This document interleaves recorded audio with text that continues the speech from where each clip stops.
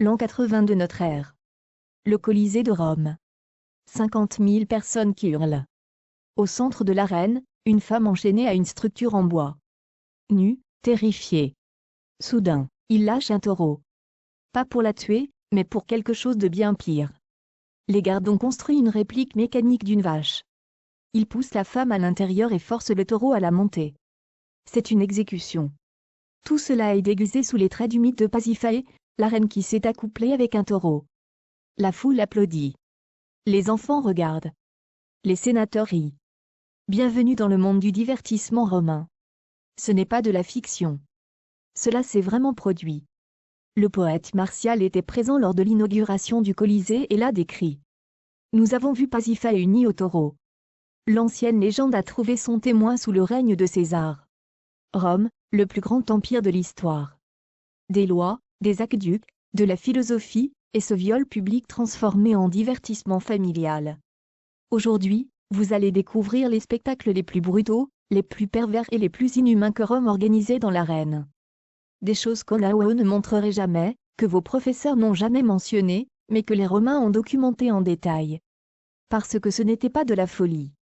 C'était de la politique, de la propagande, du contrôle, et c'était parfaitement légal. Je suis la couronne et la dague. Ici, il n'y a pas de censure. Il n'y a que la vérité que Rome préférerait que vous oubliez. Remarquez que lorsqu'on parle du Colisée, on mentionne toujours les héroïques gladiateurs, mais on ne parle jamais de ceux-ci. Chaque semaine, la couronne et la dague mettent en lumière les histoires les plus troublantes que le monde préfère ignorer. Si vous voulez l'histoire sans filtre, aimez et abonnez-vous, car ce qui suit est bien plus brutal. Rome du 1er au 4e siècle de notre ère, 60 millions d'habitants, le plus grand empire de l'histoire de l'humanité. Chaque grande ville avait un point commun, une arène. Sur le territoire de Rome, il y avait plus de 250 amphithéâtres. Le Colisée pouvait accueillir 50 000 spectateurs et était rempli presque tous les jours. Vous devez comprendre une chose. Ce n'était pas de la violence aléatoire. C'était la mort à une échelle industrielle. L'historien Eutrope a calculé qu'au cours de 4 siècles, plus de 400 000 personnes sont mortes dans les arènes romaines. C'est comme si une ville entière avait été rayée de la surface de la terre pour le divertissement. Lors de l'inauguration du Colisée, l'empereur Titus a célébré l'événement par 100 jours consécutifs de jeu. 9000 animaux ont été abattus. Cela fait 90 morts par jour pour le plaisir. L'empereur Trajan, après la conquête de la Dacie, a organisé 123 jours de jeu. 10 000 gladiateurs. Des milliers de prisonniers exécutés. Le philosophe Sénèque a assisté à ces jeux et a écrit quelque chose de glaçant. Je rentre chez moi plus avide, plus cruel, plus inhumain, parce que j'ai été parmi les hommes. Il regardait les exécutions de midi, des criminels attachés à des poteaux, des lions relâchés, la foule pariant sur la durée pendant laquelle chaque victime crierait avant de mourir. C'était le divertissement de l'heure du déjeuner. Pourquoi ? Parce que la reine faisait quelque chose qu'aucune autre institution ne pouvait faire. Elle enseignait l'obéissance par le plaisir. Quand vous regardez un homme se faire déchiqueter, vous apprenez ce qui arrive aux ennemis de Rome. Quand vous applaudissez alors que quelqu'un meurt, vous devenez complice. Et cette complicité était le but. Selon l'historien Caccidion, Rome dépensait plus pour les divertissements de la reine que pour les routes, les écoles ou les hôpitaux. Au IIe siècle de notre ère, il existait des chaînes d'approvisionnement entières importantes des lions d'Afrique, des criminels de Gaule, des chrétiens de Judée. La mort était bureaucratique, planifiée et budgétisée, la mort emballée comme un divertissement, livrée quotidiennement à une population accro à la brutalité. Ce que vous venez d'entendre, c'était le système. Maintenant, laissez-moi vous montrer ce qui se passait vraiment sur ce sable. Des spectacles qui faisaient applaudir 50 000 personnes alors que l'humanité mourait sous leurs yeux. Nous commencerons par là où tout a commencé, par des funérailles et du sang. L'an 264 avant notre ère. 3 fils voulaient honorer leur père défunt non pas par la prière, mais par le sang. Ils armèrent 3 paires d'esclaves et les forcèrent à se battre à mort sur le Forum Boarium, un marché aux bestiaux puant le fumier et la fumée. Ce n'était pas un divertissement. C'était un munus, un devoir envers le défunt. Cette coutume venait des ennemis de Rome, les Campaniens et les Samnites. Ils croyaient que les esprits agités avaient besoin de sang pour trouver la paix. Cependant, les élites romaines y virent autre chose, le pouvoir. Des funérailles avec effusion de sang prouvaient la richesse. Des funérailles avec une effusion de sang spectaculaire prouvaient la domination. Au IIIe siècle avant notre ère, les politiciens utilisaient les jeux funéraires comme outil de campagne électorale. Le Sénat appelait cela de la piété. La foule savait que c'était de la politique. Même les armures racontaient des histoires. Le gladiateur samnite portait un équipement imitant les ennemis vaincus de Rome. Chaque coup porté était une répétition des victoires romaines. La mort est devenue de la propagande. Les tribunes temporaires en bois ont cédé la place à des amphithéâtres permanents. Des temples de la violence où la mort murmurait le même message, Rome domine les hommes, les armées, et même la mort elle-même. Si les jeux funéraires furent le début, ce qui suivit transforma l'arène en le spectacle le plus cruel de Rome. Car Rome découvrit que la souffrance exotique se vendait mieux que la mort ordinaire. Des lions d'Afrique du Nord, des léopards du Caucase, des crocodiles du Nil, des girafes traînaient à travers les déserts. Ils n'étaient pas montrés comme des merveilles de la nature. Ils étaient condamnés comme victimes dans un carnaval de massacres. Les Romains appelaient ces spectacles venations, des chasses, mais ce n'étaient pas des chasses. C'étaient des exécutions de la nature elle-même. Jules César a ouvert la voie en 46 avant notre ère, paradant avec une girafe, la première jamais vue en Europe. Ils l'appelèrent Comella Pardalis, parce que Rome n'avait pas de nom pour elle. Cela n'avait pas d'importance. L'animal fut jeté sur le sable pour être déchiqueté. Le message était, si Rome peut capturer les bêtes vivantes les plus étranges, elle peut tout conquérir. Le massacre s'intensifia. Lors de l'inauguration du Colisée, l'empereur Titus supervisa la mort de plus de 9000 animaux au cours d'un seul festival. Les archéologues ont trouvé des os portant des marques claires de famine délibérée. Les lions et les ours étaient préalablement affaiblis pour assurer une mort rapide et sanglante. En coulisses, la logistique était brutale. Des caravanes traînaient des cages à travers des déserts brûlants. Des flottes les transportaient sur le Nil. Les dompteurs risquaient leur vie pour livrer des trophées vivants à une ville qui exigeait du sang frais à chaque lever de soleil. Pline l'Ancien a averti que des espèces rares disparaissaient de leur terre natale. Lions, léopards, éléphants furent poussés vers l'extinction. Le Colisée n'était pas seulement un théâtre de la mort. C'était un bélier écologique. Les massacres d'animaux attiraient les foules. Mais Rome voulait quelque chose de plus. Elle voulait du suspense, du déséquilibre, des combats dont l'issue était courue d'avance, mais dont la souffrance était réelle. Elle voulait du théâtre déguisé en combat. Quand vous imaginez un gladiateur, vous voyez deux guerriers égaux. La réalité était faussée. Rome prospérait grâce au déséquilibre. Les duels étaient conçus pour la cruauté. Des prisonniers et des criminels étaient poussés dans l'arène, vêtus de costumes de clowns. On leur remettait des épées en bois et on les envoyait à la mort contre des tueurs expérimentés. La foule se moquait alors que les condamnés se débattaient et tombaient. Une exécution publique déguisée en sport. Les armes sont devenues des personnages. Le riche Chiagas combattait avec un filet de pêche et un trident contre le secutor, dont le casque était conçu pour éviter le filet. Ce n'était pas une question de compétence. C'était du suspense. Le filet attrapera-t-il, ou l'épée percera-t-elle ? Parfois, un gladiateur affrontait plusieurs adversaires. D'autres fois, des unités entières s'affrontaient, transformant l'arène en un bourbier de sang et de corps massacrés. Les casques étaient des instruments de torture. Certains rétrécissaient le champ de vision, forçant les guerriers à trébucher à l'aveuglette, tandis que le public rugissait de rire. D'autres étaient si lourds que lever la tête devenait un supplice. L'armure n'était pas une protection, c'était une punition. Les gladiateurs déguisés en barbares étaient forcés d'imiter les ennemis vaincus de Rome. Leur défaite inévitable rappelait à tous que l'Empire gagne toujours.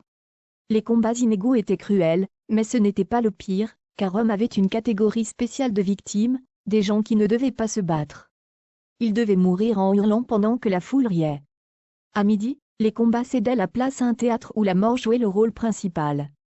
Les Romains appelaient cela damnatio ad bestia, la condamnation aux bêtes sauvages. Criminels, déserteurs, esclaves, prisonniers de guerre. Ils devenaient des acteurs involontaires dans des exécutions déguisées en mythes. Chaque punition correspondait au crime.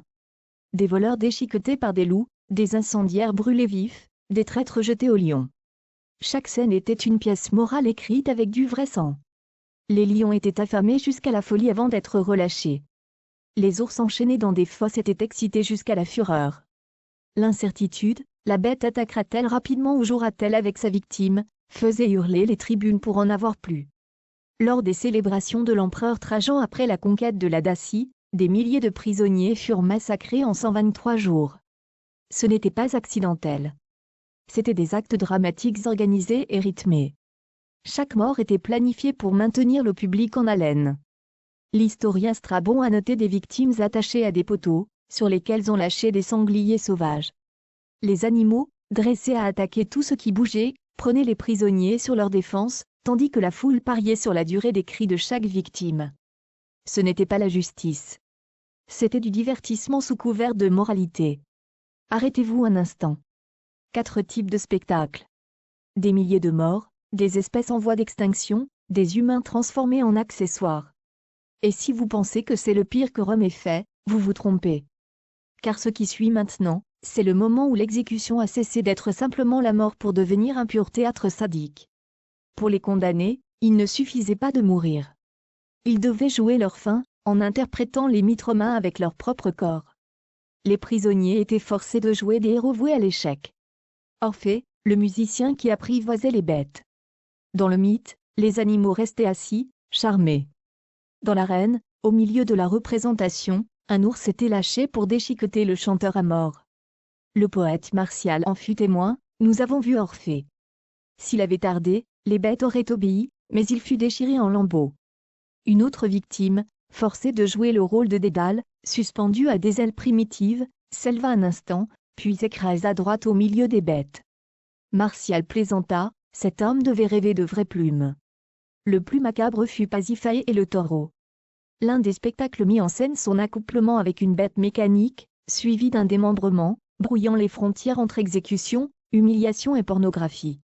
Tertullien a noté que des femmes emprisonnées étaient parfois habillées en prêtresses et violées devant la foule avant d'être tuées. Le message était « Rome possède ses mythes tout comme elle possède ses gens. Héros, méchants, rois, reines. Personne n'était à l'abri d'être réécrit comme accessoire dans le cortège de la mort. » Pour les spectateurs, c'étaient des attractions secondaires. Pour les condamnés, un supplice costumé. Pour Rome, la propagande incarnée dans la chair. Tout ce qui a été décrit jusqu'à présent se passait sur terre, dans l'arène ordinaire. Mais Rome n'était pas satisfaite. Il demandait, et si on inondait l'arène? Si on amenait l'océan dans le désert et qu'on ordonnait aux gens de mourir en mer? Les batailles navales mises en scène, les naufragiers, étaient des spectacles d'une ampleur démentielle, où l'eau elle-même devenait une arme. Jules César, en 46 avant notre ère, creusa un immense bassin près du Tibre, le remplit d'eau et de navires. Des milliers de prisonniers furent poussés sur les ponts, forcés de se battre comme des flottes rivales. Ce n'étaient pas des acteurs. C'étaient des gens condamnés à mort pour des applaudissements. Flèches, catapultes, acier, un abattoir flottant. Auguste développa cela.